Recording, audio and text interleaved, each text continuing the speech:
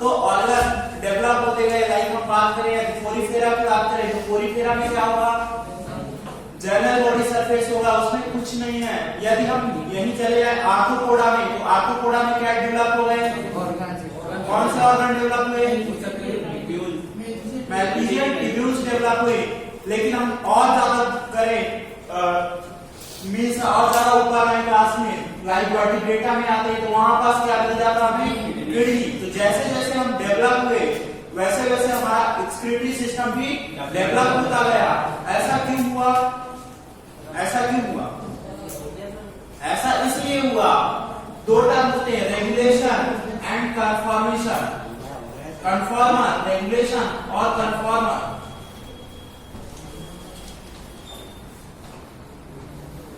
Regulation का मतलब क्या है, हम रेगुलेशन का मतलब क्या है, एक नॉर्मल किसी चीज को एक नॉर्मल रेंज में रेगुलेट करके रखना।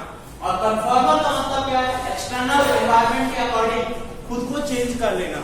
ठीक, एक्सटर्नल एनवायरनमेंट के अकॉर्डिंग खुद को चेंज कर लेंगे, वो क्या कहलाएंगे, कन्फॉर्मर। रेगुलेटर क्या कहलाएंगे, रेगुलेटर वो कहलाएंगे जो अपने एनवायरनमेंट को कांस्टेंट रखने के एक्सटर्नल एनवायरनमेंट से चेंज नहीं करें। तो जो लोअर एनिमल्स थे, जो छोटे जीव थे, उनको यदि वो रेगुलेशन करते हैं, रेगुलेट करते हैं, लाइक टेम्परेचर की बात करें, टेम्परेचर को मान लेते हैं, यदि ह्यूमन की बात करें तो हमारे पास कितना होता है 37 degree.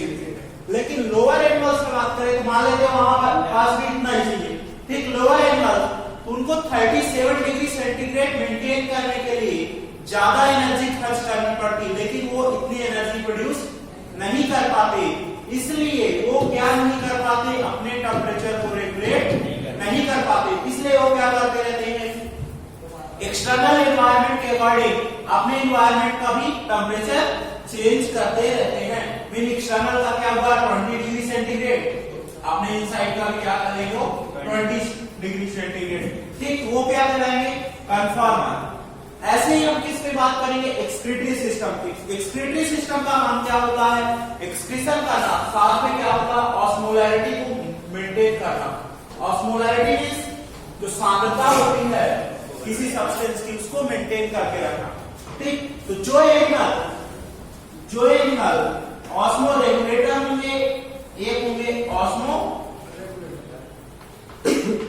Conformer. Osmo conformer, osmo regulator वो एनिमल्स होंगे जो अपने ऑस्मोलैरिटी को मेंटेन करके रखेंगे, तो अपने ऑस्मोलैरिटी को चेंज नहीं करेंगे। लाइक मान लेते हैं एक वुमेन था, वुमेन क्या हो गया, एक दिन नहाने गया था रिवर में। जब वो छोटा बच्चा था तो रिवर में, गांव की जो छोटी छोटी नदियां होती हैं उन्हीं में, नालों में चला जाता था। ठीक, तो वहां का कंसंट्रेशन ऑस्मोलस सॉल्ट का कंसंट्रेशन, यहाँ जो होता है जनरली वाटर जो होता है नॉर्मल होता है, कंसंट्रेशन कम होगा। अब वो पढ़ाई किया, अच्छी मेहनत किया, और क्या हुआ, उसकी जॉब लग गई भैया, गवर्नमेंट जॉब थी उसके पास, तो लड़की भी अच्छी सी हो गई, उसको शादी हो गई। ठीक, जब शादी हो गई तो अब वो गया कहाँ, गोवा वाले बीच पे, गोवा वाले बीच पे गया। अब बीच पे जाएगा तो वहां समुद्र है, तो समुद्र में सॉल्ट होगा कि वहां होगा सॉल्ट, तो वहां नहाने गया वो। ठीक, अब वहां नहाने गया, बीच पे गया, तो ऐसा तो होता नहीं है कि वहां जाते ही उसकी बॉडी का कंसंट्रेशन चेंज हो जाता है, ऐसा होता है क्या, नहीं होता ना। तो क्यों, जबकि वो हमारा जो सिस्टम है वो क्या करता है, कंसंट्रेशन को रेगुलेट कर पाता, ऑस्मो रेगुलेटर है। लेकिन यदि छोटे एनिमल्स की बात करें तो वो मान लेते हैं कि नदी में थे, नदी के हिसाब से कंसंट्रेशन था, जब रिवर से कहां पहुंच गए, सी में, समुद्र में, तो उसके हिसाब से कंसंट्रेशन हो गया। वो कंसंट्रेशन चेंज करते रहते हैं। उन्हें क्या बोलेंगे, ऑस्मो कन्फॉर्मर, और ये क्या हो जाएंगे, ऑस्मो रेगुलेटर। ठीक, तो ऑस्मो रेगुलेटर वो होते हैं जो नहीं आया समझ में, क्या समझ में नहीं आया भाई,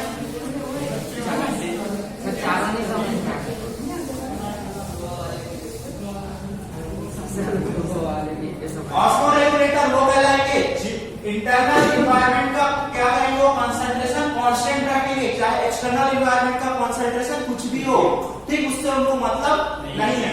और कन्फर्मर क्या होंगे, वो अपने इंटरनल कंसंट्रेशन को, सांद्रता को चेंज कर लेंगे एक्सटर्नल कंसंट्रेशन के अकॉर्डिंग, ठीक, वो क्या कहलाएंगे कन्फर्मर, ठीक। यही यहाँ पास थर्मो रेगुलेटर टर्म आ जाता तो टेम्परेचर को रेगुलेट कर पाते, और यहाँ पास थर्मो कन्फर्मर आ जाता तो टेम्परेचर को चेंज कर पाते। रेगुलेटर और कन्फर्मर का मतलब समझ लो बस, ठीक। तो ऑस्मो रेगुलेटर जो रेगुलेट कर पाते हैं, जो कांस्टेंट रख पाते हैं इंटरनल किसको, कंसंट्रेशन को, उसमें क्या आते हैं, उसमें आते हैं most of the vertebrate and fishes generally क्या होती हैं, कन्फर्मर होती हैं, लेकिन हैगफिश जो होती है वो किसमें आती है, रेगुलेटर। लिखो सर, रेगुलेटर जो अपने कंसंट्रेशन को मेंटेन मतलब कांस्टेंट रखते हैं। हाँ लिखो,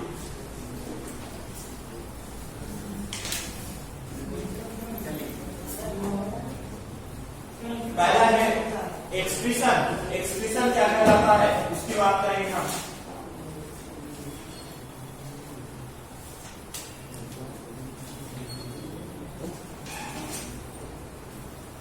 एक्सक्रीशन, एक्सक्रीटरी सिस्टम। अब सिस्टम के देखो, जो ऑर्गन, जो सिस्टम किसमें हेल्प करे, एक्सक्रीशन में, इसे क्या बोलेंगे हम, एक्सक्रीटरी सिस्टम। एक्सक्रीशन क्या कहलाता है, एक्सक्रीशन होता है हमारे बॉडी से वेस्ट सब्सटेंस है जो हमारे लिए यूजफुल नहीं है, उनको क्या करना, बॉडी से रिमूव करना, उसे क्या बोलेंगे हम, एक्सक्रीशन। बॉडी से हम क्या रिमूव कर सकते हैं, फिकल मटेरियल, CO2, ये सारे क्या है, एक्सक्रीशन के पार्ट होते हैं, ठीक। तो लिखो पहला excretion, removal of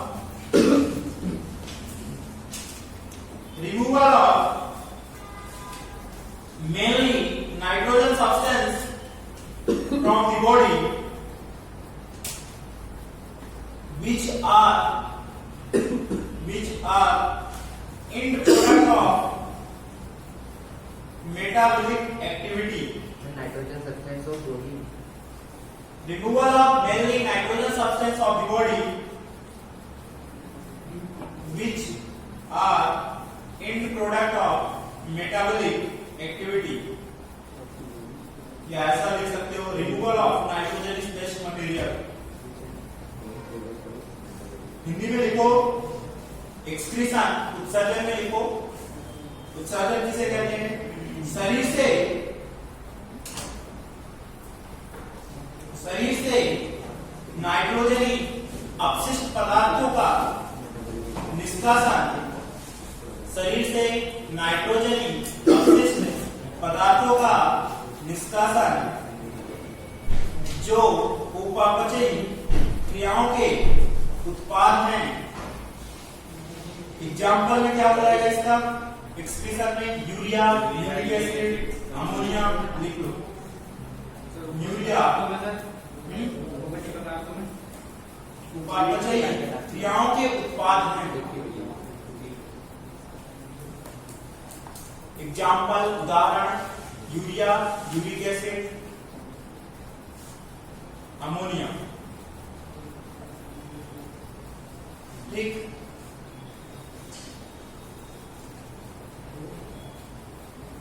next terminology एक और लिख लो, होमियोस्टेसिस।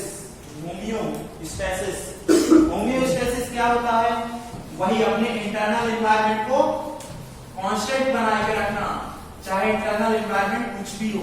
होमियोस्टेसिस समस्थापन, इसका नहीं भाई, अलग से टर्मिनोलॉजी है। होमियोस्टेसिस, होमियोस्टेसिस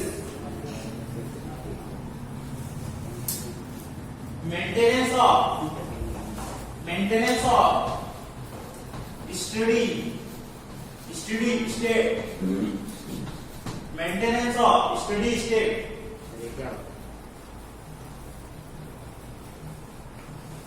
शरीर लिखा, होमियोस्टेसिस में शरीर के क्रियाकलापों की स्थिर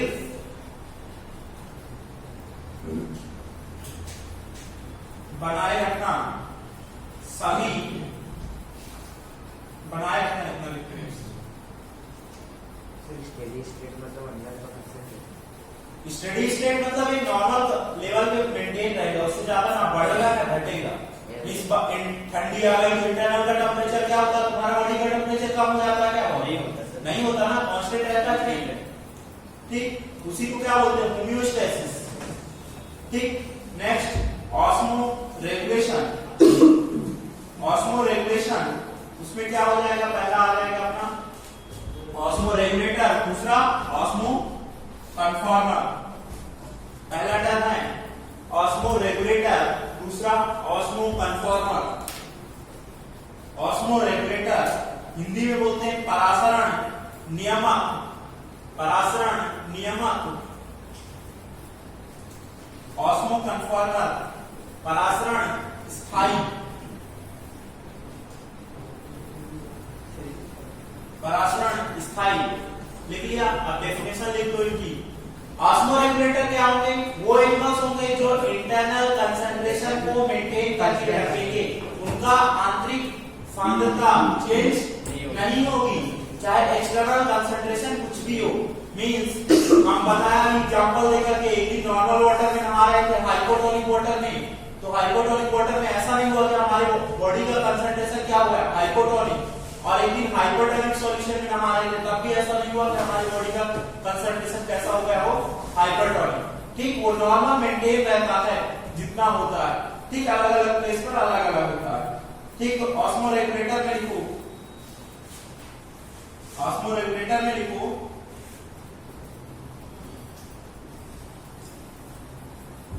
the animal maintain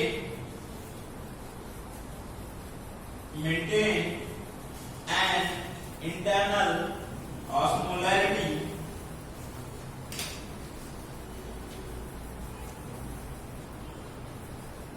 different from the surrounding, different from the surrounding, different from the surrounding medium, different from the surrounding medium। Hindi में लिख दो, जंतु अपनी आंतरिक, जंतु एनिमल, जंतु अपनी आंतरिक परासरण, जंतु अपनी आंतरिक परासरण सांद्रता, अपनी आवासीय जल की परासरणीय सांद्रता से अलग रखते हैं। अपनी आवाज की बात करें, अपनी आवासीय जल की परासरणीय सांद्रता से अलग रखते हैं। नेक्स्ट पॉइंट लिखो, due to this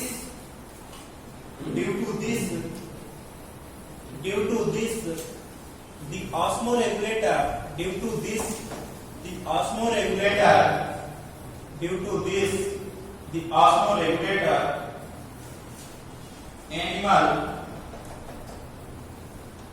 animals have to spend energy। इन जंतुओं को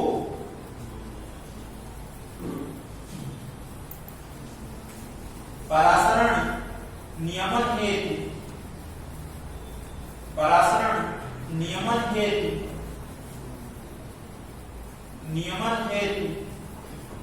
अत्यधिक मात्रा में ऊर्जा खर्च करनी पड़ती है। अत्यधिक मात्रा में ऊर्जा खर्च करनी पड़ती है। तो एग्जांपल क्या होता है इसके? ऑस्मोरेगुलेटर में most of the vertebrate sir energy इतना कंसंट्रेशन बनाने में कांस्टेंट रखने में एनर्जी स्पेंड होगी, क्यों नहीं होगी? मान लेते हैं एक्सटर्नल टेम्परेचर चेंज हुआ, ठंडी हो गई। जब ठंडी हो गई तो क्या होगा? बॉडी का टेम्परेचर चेंज होगा नहीं? बॉडी का टेम्परेचर जब ठंडा होगा बॉडी क्या करेगी? हीट प्रोडक्शन करेगी नहीं?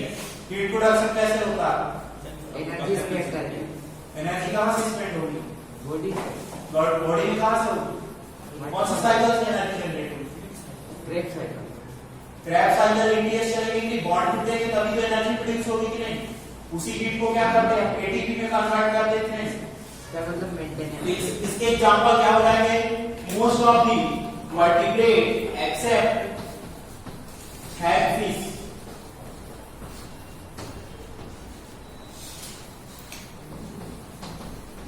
most of the vertebrate except hagfish.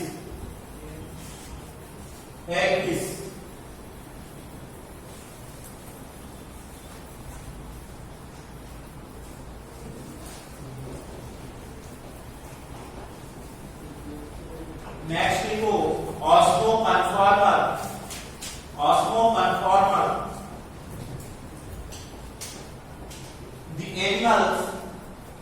The animals cannot actively control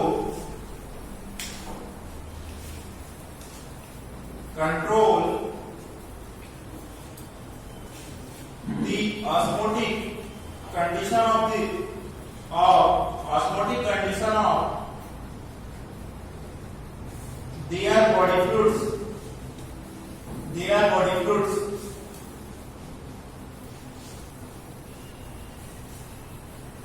Hindi में लिखते वे जन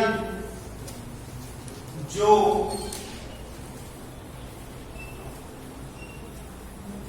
अपने शरीर के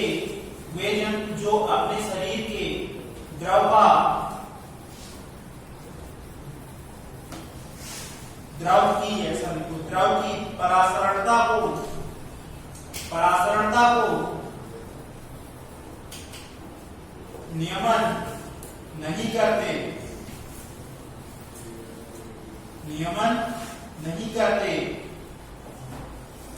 यह वातावरण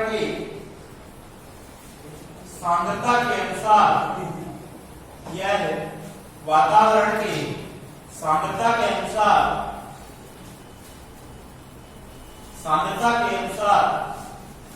अपने शरीर की सांद्रता को बदल लेते हैं।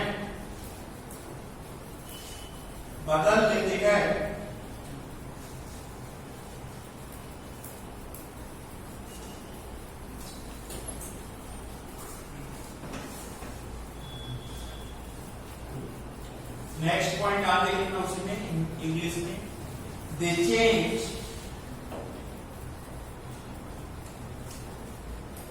change osmolarity of body fluids. They change osmolarity of body fluids according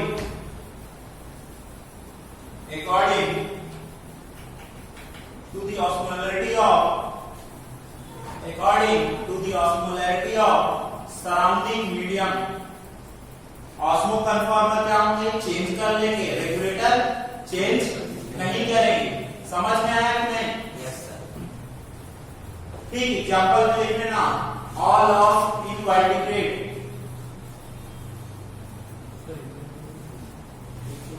सभी अकशेरुकीय जंतु।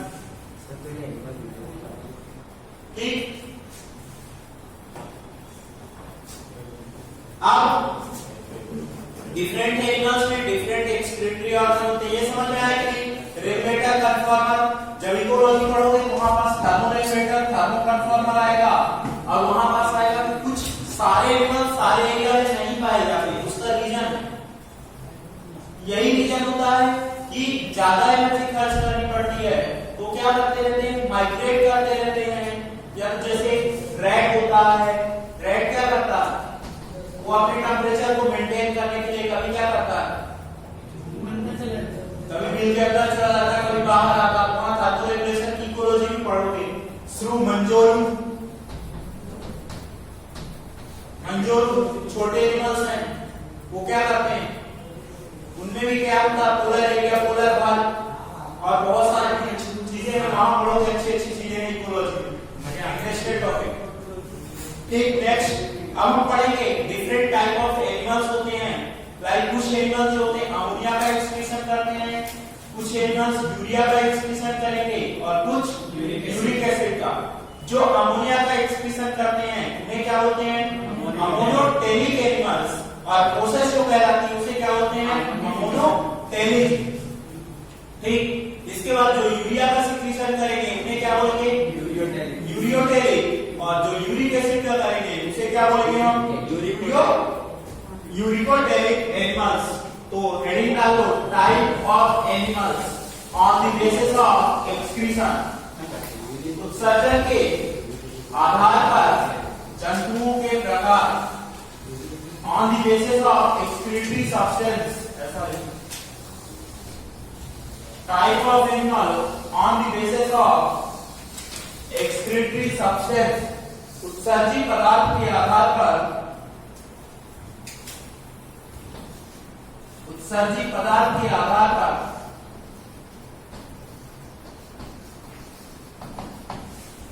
जंतुओं के प्रकार, ammonotelic, ureotelic and uricotelic. Sir, on the basis of excretory system. Excretory substance बोला है। Ammonotelic, ureotelic and ammonotelic, ureotelic. हाँ, कॉलम बना लो, 4 कॉलम बनाएंगे। Ammonotelic, ureotelic and uricotelic.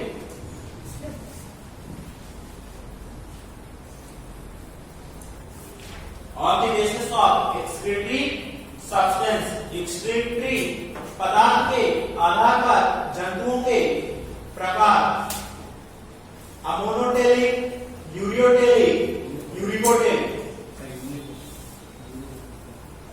उत्सर्जी पदार्थ के आधार पर जंतुओं के प्रकार, क्या बोलना? Ammonotelic, ureotelic, ureotelic. हिंदी में भी यही यूरिको, URSU, यूरिकोटेलिक।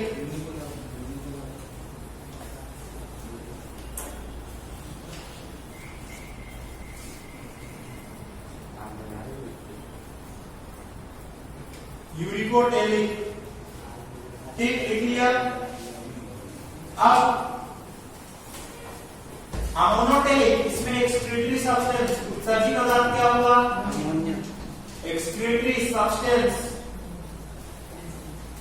उत्सर्जी पदार्थ। इसमें क्या होगा?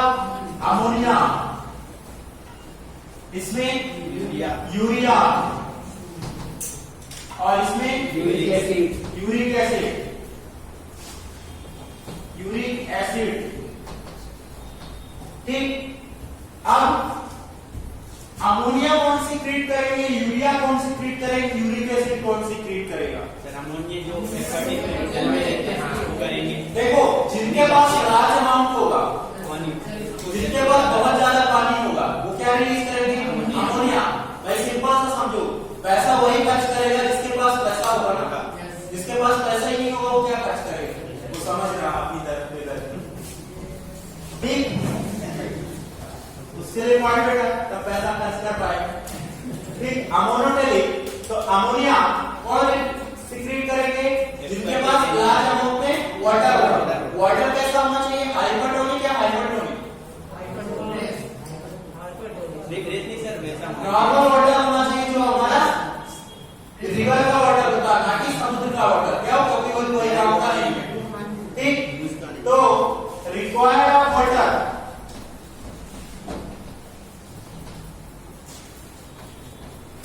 इसमें लार्ज अमाउंट में वाटर की रिक्वायरमेंट होती है। क्यों? क्योंकि अमोनिया जो होती है हाईली टॉक्सिक होता है। कैसा होता है? इसमें लार्ज, इसमें मीडियम या मॉडरेट अमाउंट में वाटर चाहिए और इसमें मिनिमम अमाउंट में वाटर चाहिए। टॉक्सिसिटी की बात करेंगे, टॉक्सिसिटी की बात करेंगे तो इसमें अमोनिया कैसा है? Highly toxic, less than ammonia, ammonia से कम toxic and minimum toxic, least toxic. Least toxic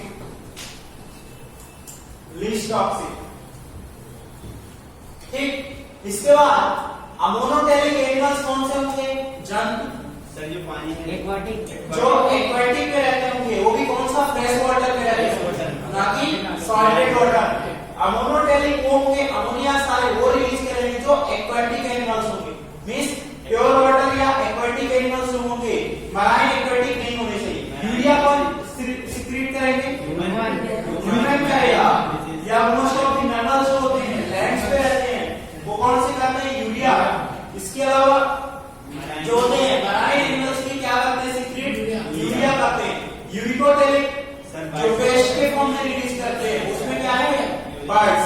इतना लिखो example.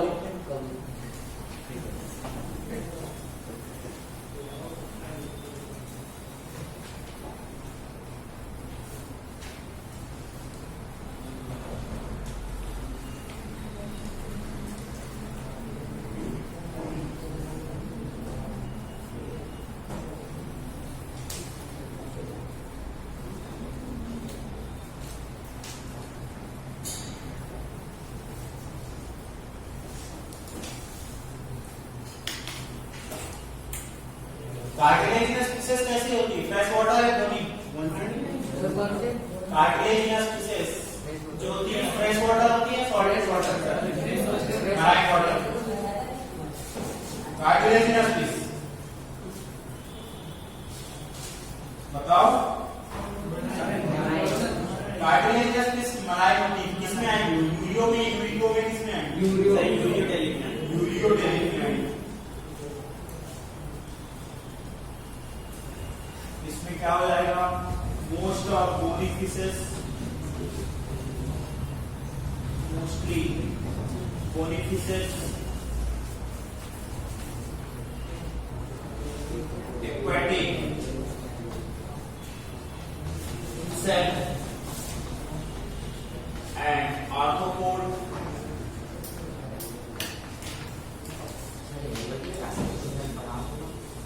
aquatic insect and arthropods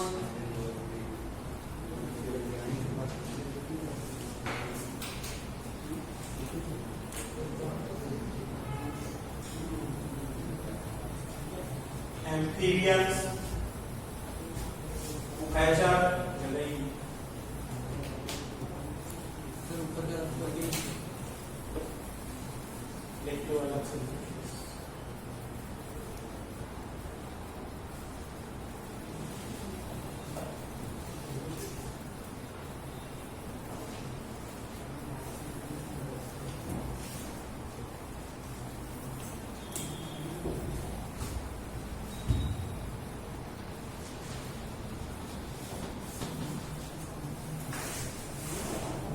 sir refrigerant किसमें बोला था?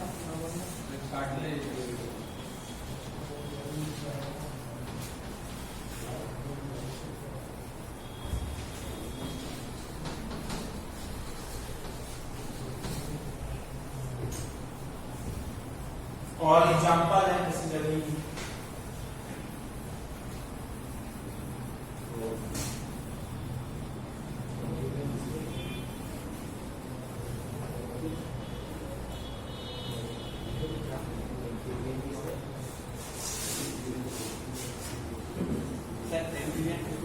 यूरिकोटेरिक एम्फीबियंस का यूरिकोटेरिक यूरियोटेरिक एडल्ट एम्फीबियंस जो होते हैं यूरियो में आते हैं। एक्वाटिक एम्फीबियंस यूरिकोटेरिक या फिर अमोनोटेरिक में आएंगे।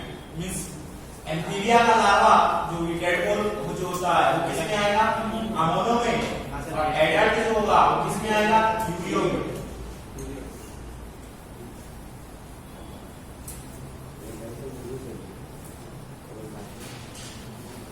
देख लिया। इसमें देखना अमोनोटेरिक में aquatic insect,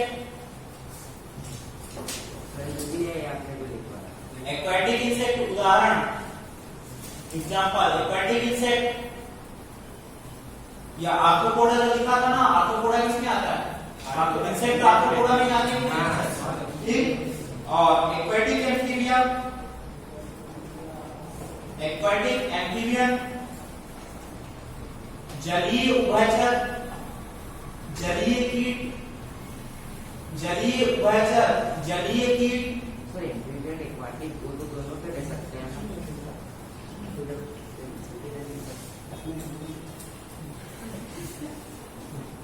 aquatic insect, aquatic amphibia, जलीय उभयचर और बोरीफिशेस,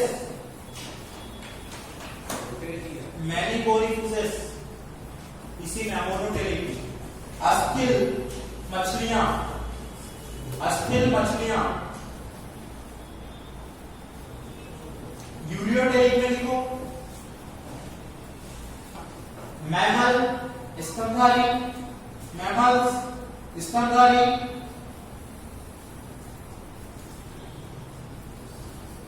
marine fishes,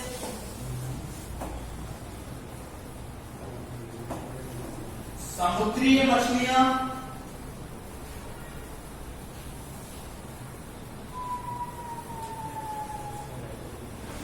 many terrestrial amphibia,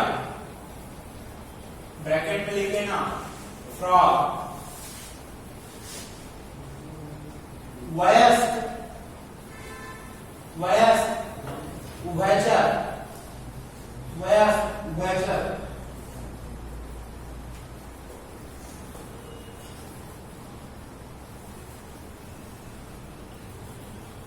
उसमें लिखना यूनिकोटेलिक में बर्ड्स,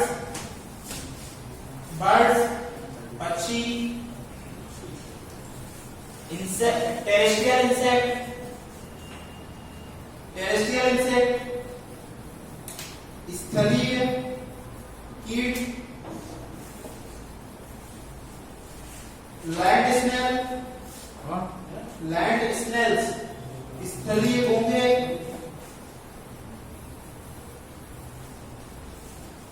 लैंड स्नेल्स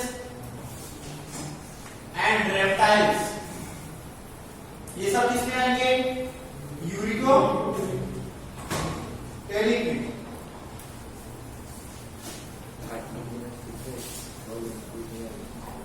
अब बात करेंगे हम एक्सक्रीटरी ऑर्गन की। मैंने बताया जो सिंपल एनिमल्स थे वो किसके द्वारा करते थे? जनरल बॉडी सरफेस के द्वारा। देन डेवलपमेंट हुआ, हम चलेंगे फाइलम वाले चलते हैं। सबसे पहले बात करते हैं किस फाइलम की? पोरिफेरा की। पोरिफेरा में क्या है? कोई ऑर्गन डेवलप है क्या? नहीं है, वो generally cellular level of organisation होता है उसमें जनरल बॉडी सरफेस द्वारा। ठीक, देन सिलेंडर तीनों कोरा में, इसमें कुछ डेवलप है क्या? नो सर, नहीं है ना। ठीक, इसमें भी क्या है? General body surface.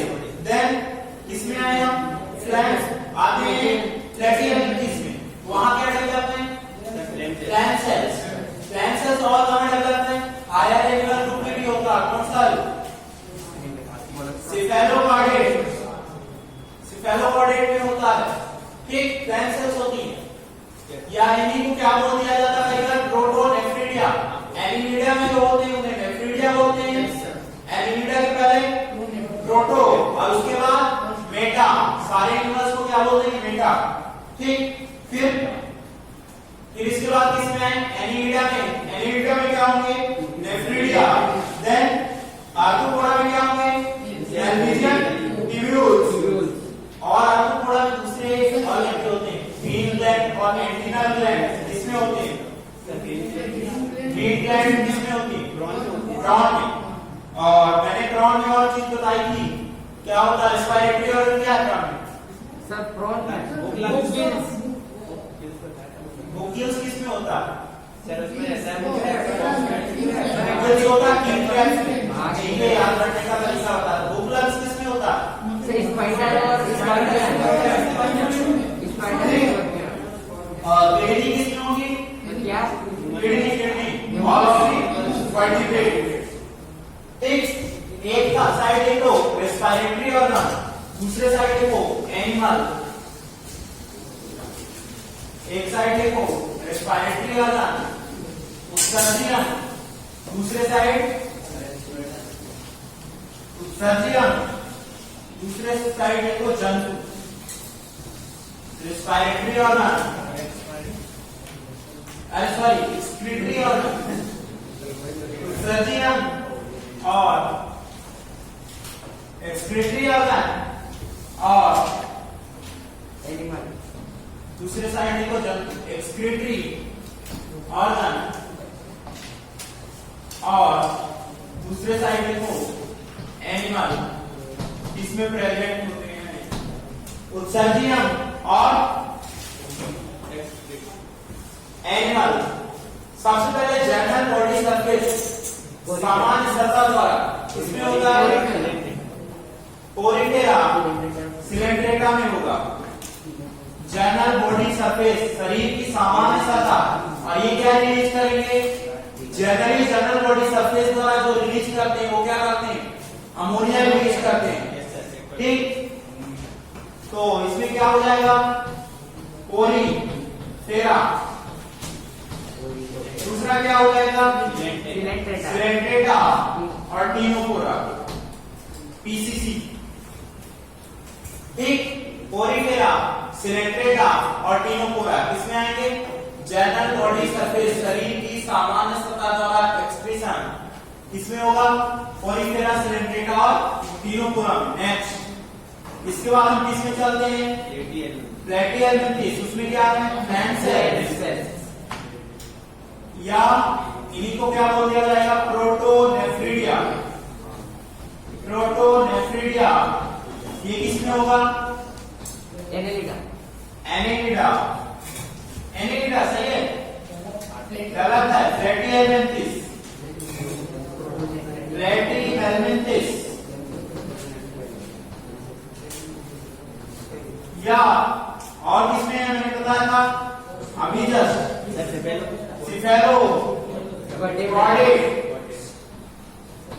सिफेलोपॉडिड्स। नेक्स्ट किसमें आते हैं हम? नेफ्रिडिया। नेफ्रिडिया ये किसमें है? Arthropoda, Annelida.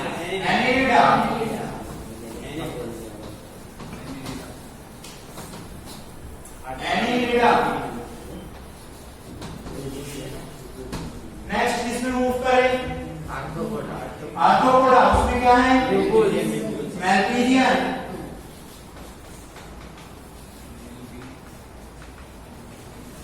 ट्यूब्यूल्स, मैल्पीजियन, मेल्ट्राइन। ये क्वेश्चन पूछा जा चुका, इसमें इंसेक्टा में होते हैं, इंसेक्ट। आर्थ्रोपोडा, हेक्सापोडा बोलते हैं, क्या आर्थ्रोपोडा करके? आर्थ्रोपोडा, हेक्सापोडा इसलिए बोलते हैं क्योंकि 6 पैर होते हैं, ठीक। लिखो यहां तक आगे लिखता हूं।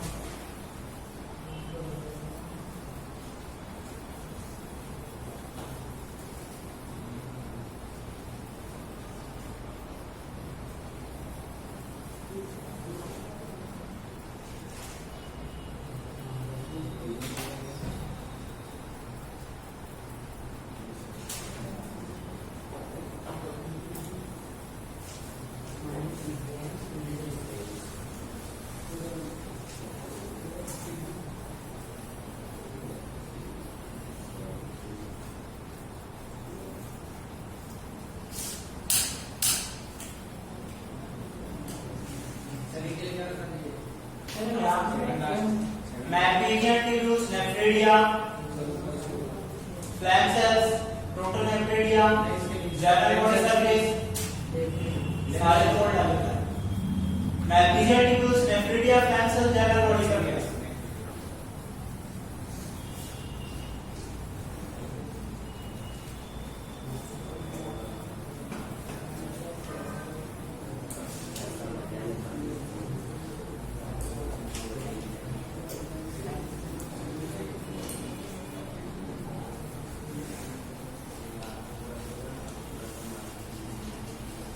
लिख लिया? No sir.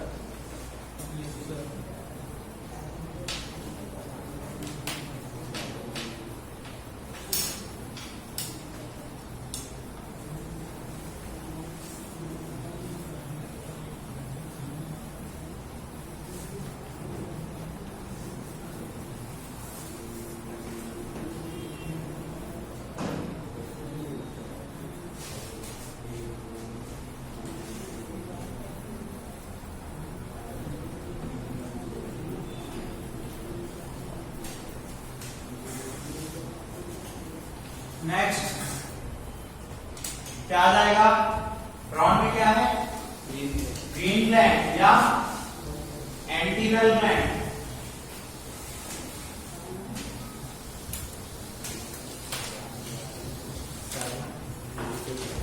ग्रीन ग्लैंड या एंटीनल ग्लैंड।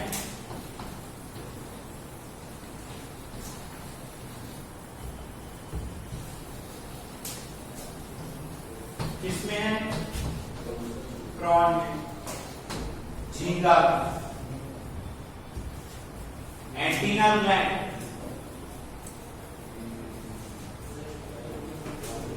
झींगा भूंगा। ठीक, इसके बाद किडनी, ऑल ऑफ वर्टिब्रेट।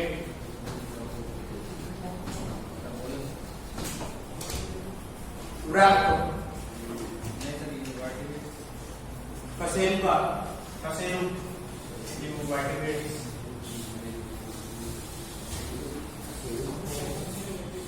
क्या?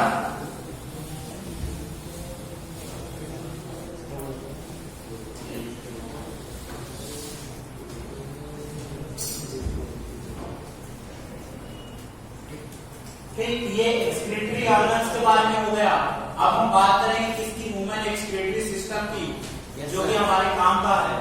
सर ये भी लिखो। ह्यूमन एक्सक्रीटरी सिस्टम लिख लिया? ह्यूमन एक्सक्रीटरी सिस्टम की बात करेंगे तो हमारा एक्सक्रीटरी सिस्टम किस किस से बना होता है? सबसे पहला किडनी। क्या होगा? किडनी कैसे होगी? Paired kidney. फिर आपने यूरेटर, ये भी कैसे होंगे? पेयर्ड। यूरिनरी ब्लैडर, ये सिंगल है दो? सिंगल। किडनी, यूरेटर और यूरिनरी ब्लैडर, ये हमारा क्या बनाएगा? मेनली एक्सक्रीटरी सिस्टम बनाएगा। ठीक, तो इसका काम क्या है? इसका काम क्या है? सर एक्सक्रीशन करना। किडनी का काम क्या है? ऑस्मोरेगुलेशन करना, एक्सक्रीशन करना। ठीक, अब क्वेश्चन, यूरिया का फॉर्मेशन किडनी में होता है क्या? लीवर में, लीवर में होता है, यहाँ नहीं होता है।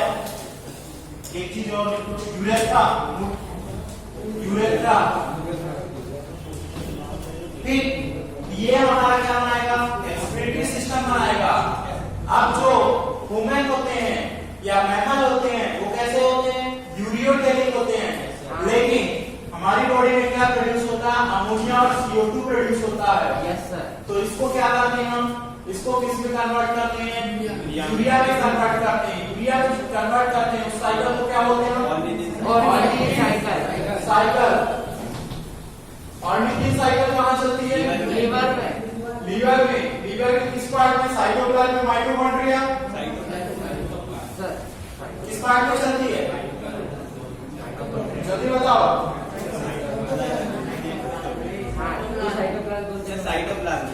Cytoplasm, mitochondria, CNM and liver. Cytoplasm, mitochondria. Option number 1, option number 2, option number 3, option number 4। Option number 1 वाले कितने लोग हैं? हैंड ऊपर। 2 वाले, 3 वाले, सब में। सर लास्ट में लीवर लिख दो। हाँ, लास्ट में लीवर। ठीक, तो साइटोप्लाज्म, लीवर, माइटोकॉन्ड्रिया। सर आपका कैंसर है। ठीक, ये कहाँ चलती है? साइटोप्लाज्म और माइटोकॉन्ड्रिया दोनों में चलती है। ठीक, और इसमें एटीपी का यूज होता है नहीं? होता है। ठीक, हम वैसे इम्पोर्टेंट नहीं है बट लिख लेते हैं, कहीं पूछना ये पूछते हैं। और भी साइकिल कहाँ पे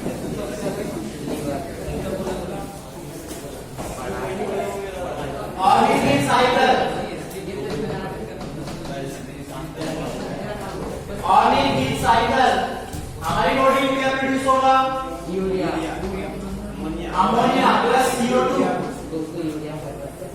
2 molecule of ammonia CO2 and हम बता दें सरकार 2 molecule of CO2 and 1 molecule of ammonia. Urea का फॉर्मूला पता? 2 molecule of CO2. सर मैं वही बोल रहा, 2 अमोनिया 1 CO2। हाँ तो मैं बोल दे यार, कुछ बोल नहीं रहे। तो सर आप तो यहाँ बस क्या होगा, कार्बोमाइल फॉस्फेट सिंथेटेज एंजाइम का यूज होगा, ठीक, और 2 ATP का यूज होकर के क्या बनेगा, यूरिया बन जाएगा। तो फिर तो सर और क्या बना, ammonia carbonate, sir ammonia carbamoyl phosphate क्या बनता है, कार्बोमाइल फॉस्फेट क्या बनेगा, कार्बोमाइल फॉस्फेट साइकिल है, साइकिल का मतलब एक बार थोड़ी खत्म हो जाएगा। फॉस्फेट अब क्या होता है, इसके 2 पार्ट्स होते हैं, एक माइटोकॉन्ड्रिया वाला पार्ट, दूसरा साइटोप्लाज्म वाला पार्ट। तो यहाँ पास क्या होगा, ऑर्निथीन बनता है यहाँ पास। इस ऑर्निथीन को किससे जोड़ा जाएगा, कार्बोमाइल फॉस्फेट से। एंजाइम होगा CP ट्रांसफरेज,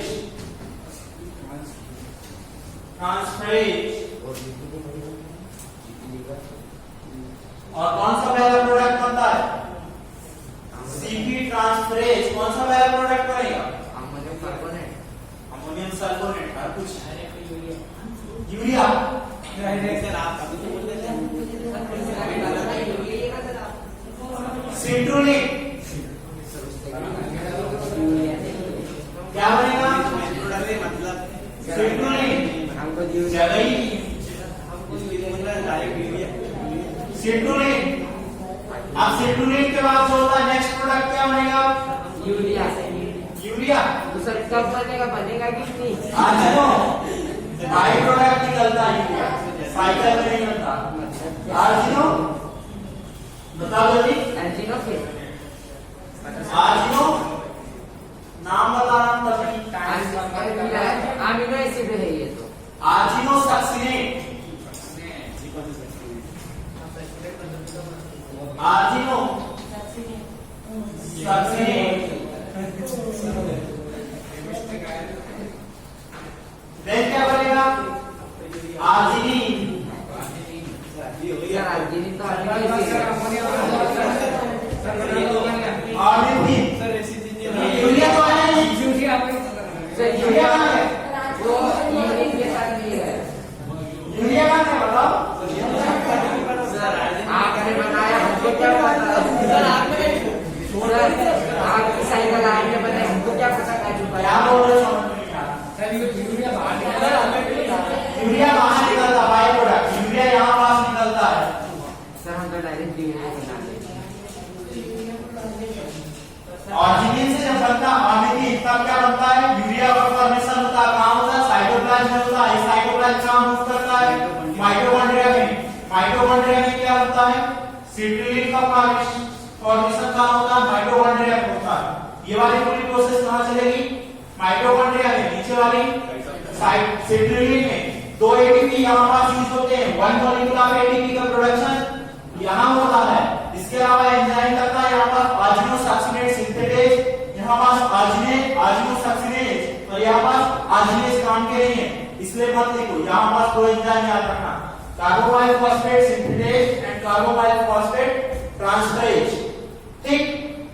और तीसरा पॉइंट क्या याद रखने का, यहाँ पास ये कहाँ चलती, माइटोकॉन्ड्रिया और साइटोप्लाज्म दोनों प्लेस पे चलती। तो साइकिल मत लिखो, मैं 2-3 पॉइंट बोल देता हूँ, वो लिख लो। ठीक नहीं ये वगैरह मैं क्या हैं। सर आपने नहीं बोलिए देखो, इन दिस साइकिल और कितनी साइकिल में ऑर्निथिन साइकिल हेडिंग डालो। In this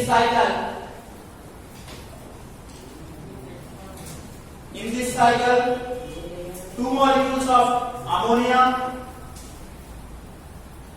1 molecule of CO2,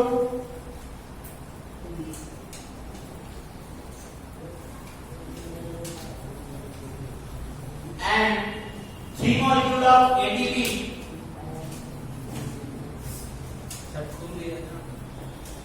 2 molecule molecule of क्या बोलना 2 ATP लिया ना सर पूरा मिला 2 ATP और एक इच व्हीकल तीनों मिला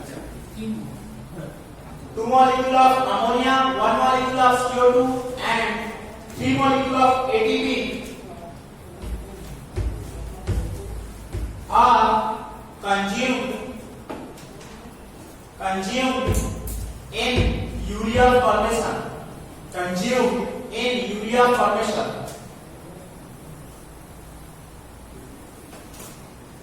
और इस साइकिल में takes place in mitochondrial cytoplasm. और देखिए साइकिल में 2 मॉलिक्यूल अमोनिया के एक अणु CO2 का और 3 ATP की आवश्यकता होती है. It takes place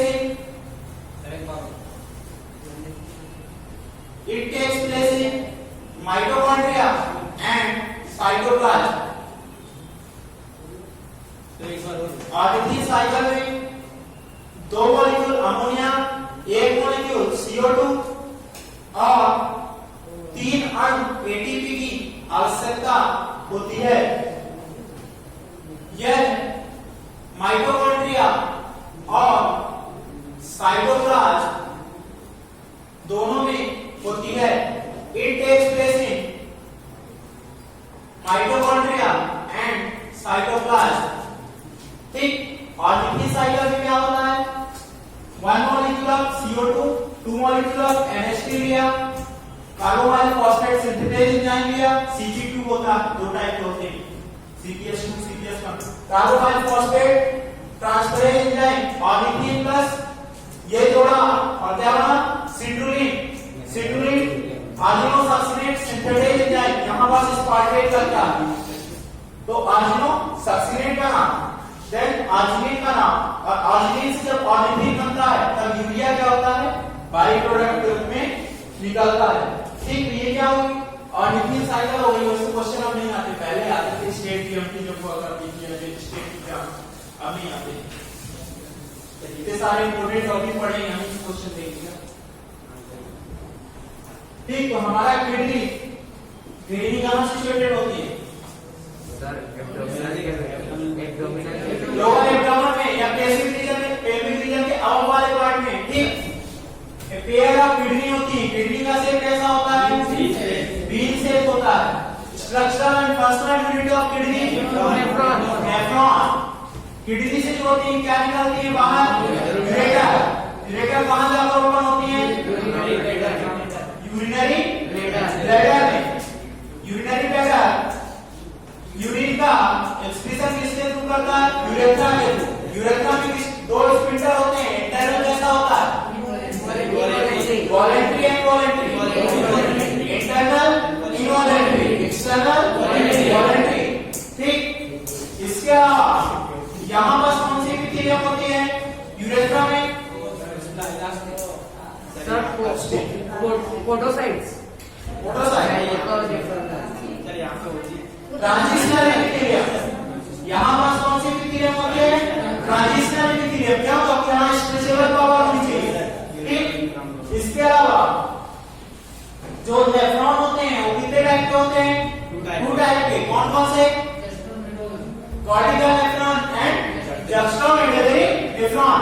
कुछ नेफ्रॉन जो होते हैं वही किडनी के 2 पार्ट्स होते हैं cortex and medulla. Outer part को कॉर्टेक्स बोलते हैं, इनर पार्ट को मेडुला. ठीक. जो ओनली कॉर्टेक्स वाले रीजन में होंगे उन्हें क्या बोलेंगे कॉर्टिकल नेफ्रॉन. और जो कॉर्टेक्स प्लस मेडुला दोनों में होंगे उन्हें क्या होते हैं जस्टा मेडुलरी नेफ्रॉन. ठीक. तो हमारी बॉडी में कॉर्टिकल नेफ्रॉन ज्यादा होते हैं जस्टा मेडुलरी कॉर्टिकल. ठीक. अब वासारेक्टा किसमें डेवलप होता कॉर्टिकल या juxtamedullary. Juxtamedullary vasa recta develop होता. पेरी कैपिलरी टिश्यूज किसमें होते हैं pericapillary tissues. Cortical nephron. ठीक. इसकी बात हम नेक्स्ट क्लास में देखेंगे.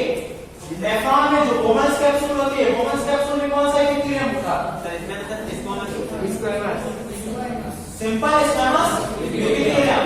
पीसीबी वाले पार्ट में सर क्यूबोइडल कुबॉइडल होता है कुबॉइडल बीसीडी वाले पार्ट में सिलिएटेड क्यूबॉइडल। बीसीडी कुबॉइडल हाँ सर। सिलेक्टेड है plus order that order plus order ठीक लूप ऑफ लेने में सर वहाँ पे होता है नहीं सिंपल ऑर्डर में दिया कहाँ होता है सिंपल पार्ट में तीन वाले में सिंपल एक्सप्रेशन बोलिए ना देन कलेक्टिंग डॉक्यूमेंट सर वहाँ पे क्यूबॉइडल वहां पर कौन सी होती है सिलिएटेड सिलेक्टेड क्यूबॉइडल इपिथेलियम। इसके बाद हम बात करेंगे इसकी यूनिट फॉर्मेशन की स्टेप की। यूनिट फॉर्मेशन की कौन कौन सी 3 स्टेप होती हैं? सबसे पहले क्या होगा अल्ट्रा फिल्ट्रेशन, फिर रीअब्जॉर्प्शन, फिर एक्टिव सीक्रेशन। ठीक, तो इसको हम नेक्स्ट क्लास में देखेंगे किडनी के बारे में, किडनी के स्ट्रक्चर के बारे में, देन यूरेटर, यूरिनरी ब्लैडर, इन सब के बारे में देखेंगे। ठीक, आज की क्लास में कोई डाउट? ठीक है, थैंक यू।